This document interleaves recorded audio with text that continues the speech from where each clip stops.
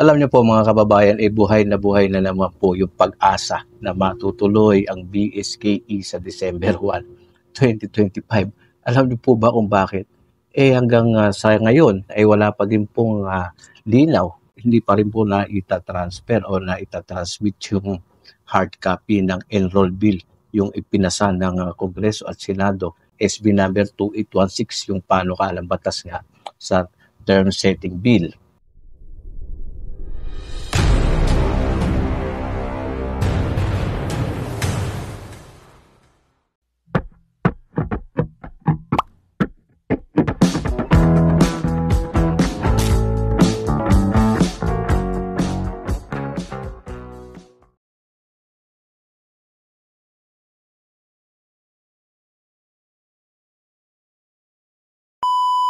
Sa ilalim po ng 19th Congress. Ngayon po ay tapos na ang 19th Congress. No? So, kung titignan natin sa enroll doctrine, sabi nila, alam niyo po ba yung enroll doctrine? No? Meron nag-comment sa atin. Ang enroll doctrine po, ang pinakapaliwanag lang naman po dyan ay yun nga, no? Yung both chamber ay nagkasundo na ipasa yung panukalang batas na yun. At syempre, ang susunod doon ay padadala sa presidente at pipirmahan o ibibito. At pagkatapos ay yung final arbiter ay yung Korte Suprema kung yung bang ginawa nilang batas at pinirmahan ng presidente ay kung constitution ba o unconstitution. So ayun lang naman po yung enroll bill doctrine. Wala naman na pong ibang paliwanag doon. No?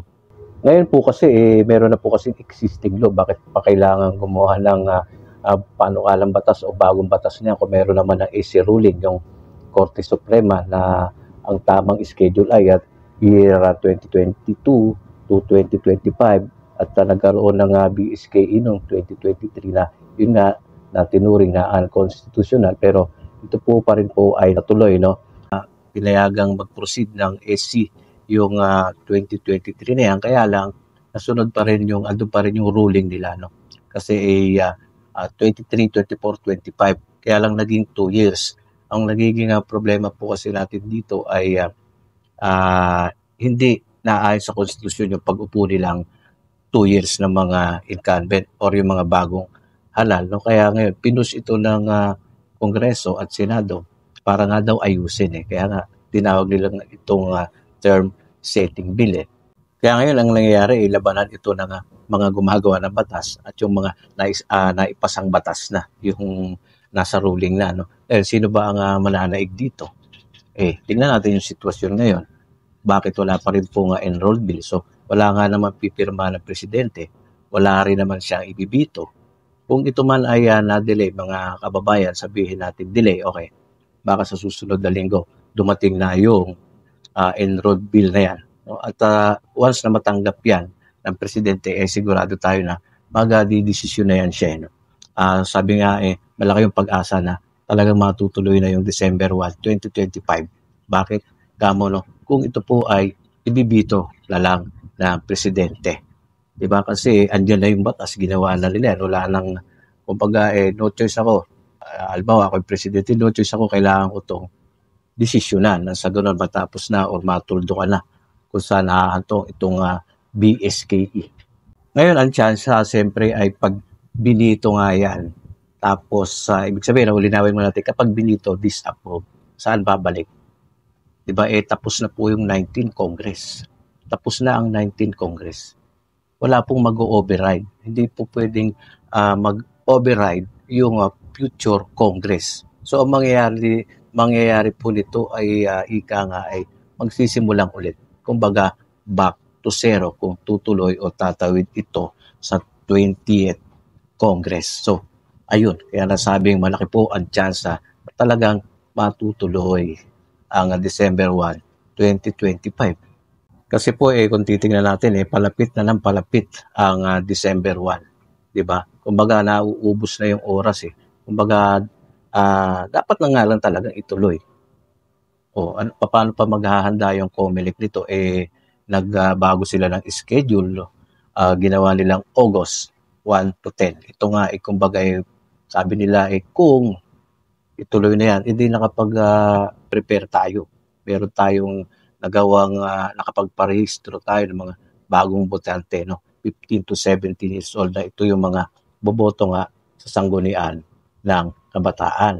Kaya naman kung magkakaganon po, siyempre tuwan-tuwa po dito si Atty. Macalintal.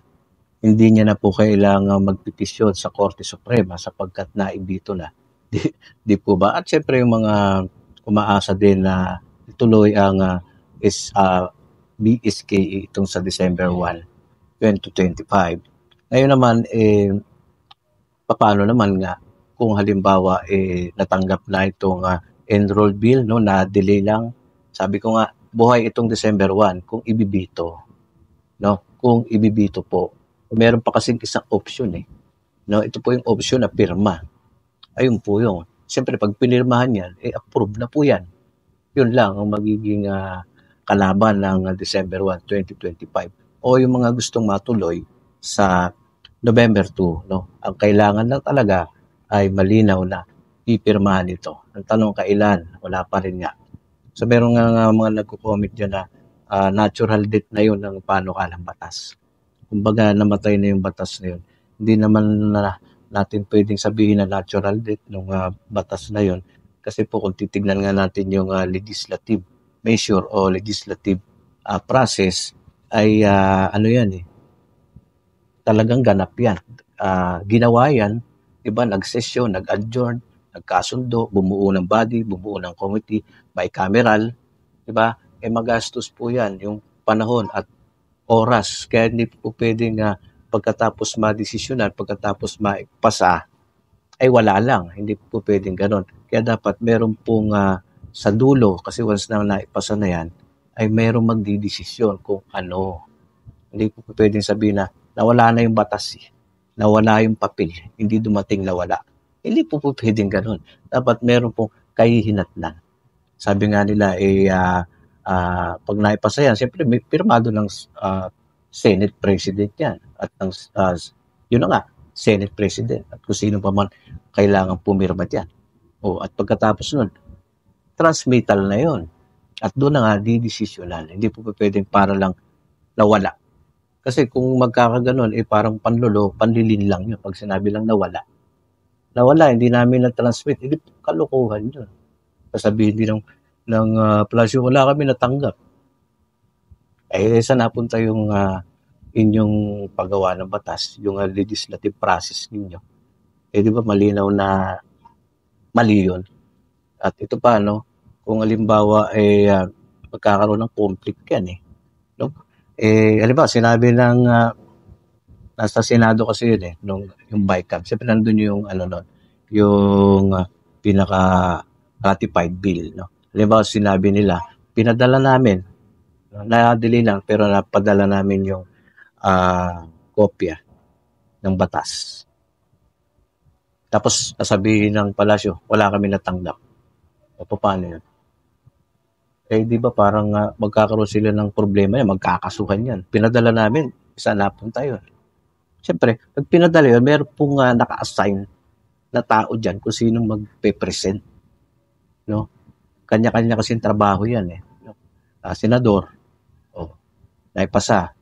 Hindi lang natin sigurado. Siguro kung may special silang messenger dyan para maghatid mismo ng pinaka-enroll bill na yun. Kasi yun yung pipirmahan Diba, hindi naman pwede sabihin na pinadala tapos walang dumating. Problema po ng executive at legislative. Sila magkakaproblema dyan. Ang pinupunto lang natin dito, kaya sila gumawa ng batas, ay para magkaroon ng desisyon. Didesisyonan lang. Hindi po pwedeng sabihin na wala lang. Hindi po pwede yun sa legislative process or legislative measure. Dapat desisyonan kung ano yung ginawa na yun. Kaya nga sabi ko, buhay ang December 1 na yan, basta binito. Kasi tapos na ang 19th Congress. Diba? November 2, tuloy yun kung sign. So, malinaw na po tayo doon. Dililaw natin kasi iba nalilito kasi may mga nagsasabi sa mga comment section patay na ang batas. Wala na ang batas. Hindi po pwedeng mamatay ang batas kasi naipasa yun. Didesisyonan lang po. Diba? At maaari nga may announce sa SONA. Malaki ang posibilidad. At meron naman din nagsabi, hindi yan i-announce. Kasi napakaliit na issue lang yan eh. Hindi raw importante ang BSKE kaya hindi i-announce. Paano hindi importante ang BSKE? Tingnan nyo nga nangyayari ngayon. Diba? Usapin pong panglipunan yan. Hindi po usaping parang bibili ka lang ng gatas para hindi na pag-usapan. Importante po yan. Kaya wag sasabihin na hindi yan importante. Hindi yan i-announce dahil hindi importante. Mababanggit at mababanggit po yan.